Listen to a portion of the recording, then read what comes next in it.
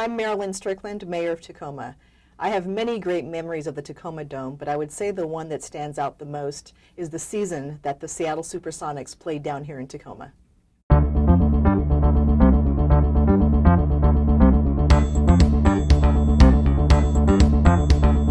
I did attend quite a few games, and it was just really fun to see the enthusiasm and support for the Sonics.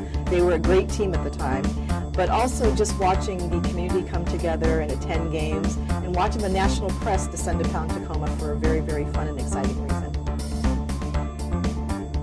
My name is Robert Toms, and I serve on the Tacoma City Council in District 2. The Tacoma Dome is sort of like our front door.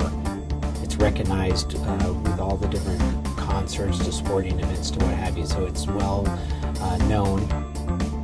The Tacoma Dome, I think, is just one of those really valued community assets. It's a place where lots of memories are made in terms of where people graduate, where people go to win a state championship in multiple different sports, and it's where families go to gather and have fun.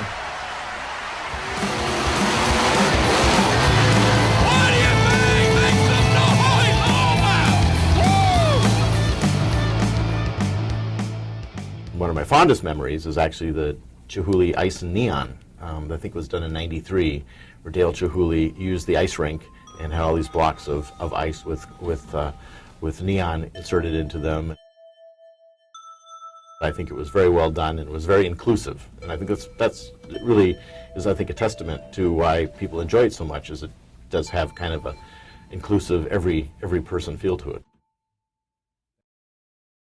I think it's a fabulous place for events. Certainly we host a lot of great events there, and certainly it's been a place of joyous occasions, a place of mourning, just a place to gather.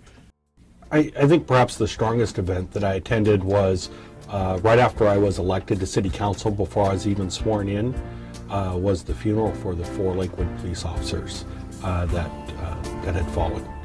And to really be in that auditorium with 20,000 people from all over the region, and to be mourning the loss of 4 of our police officers at once will rank as absolutely one of the most emotional events of my life.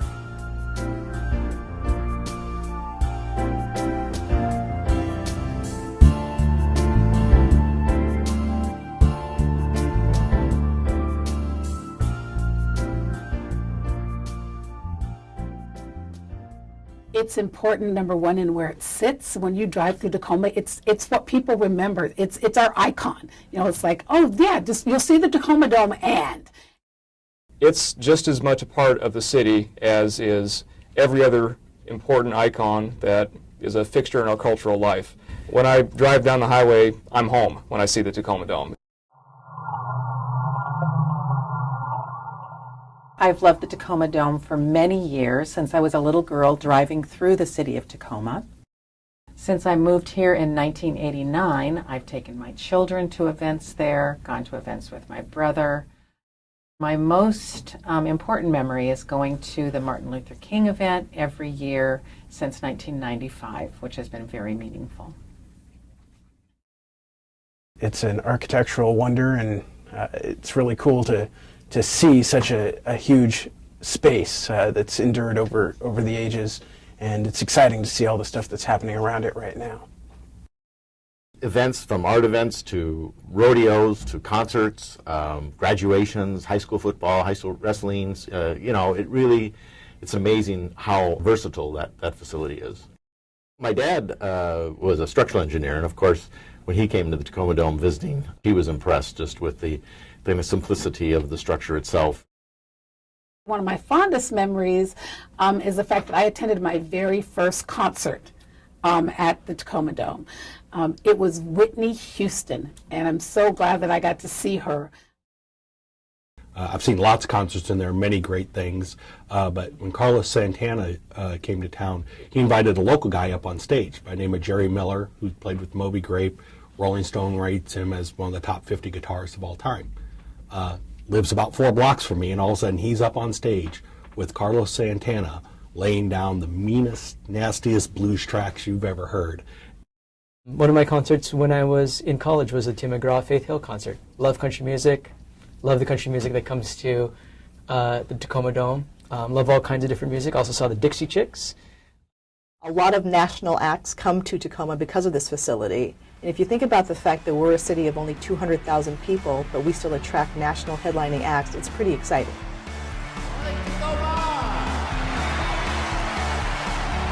For about 15 years, I owned a record store in downtown Tacoma.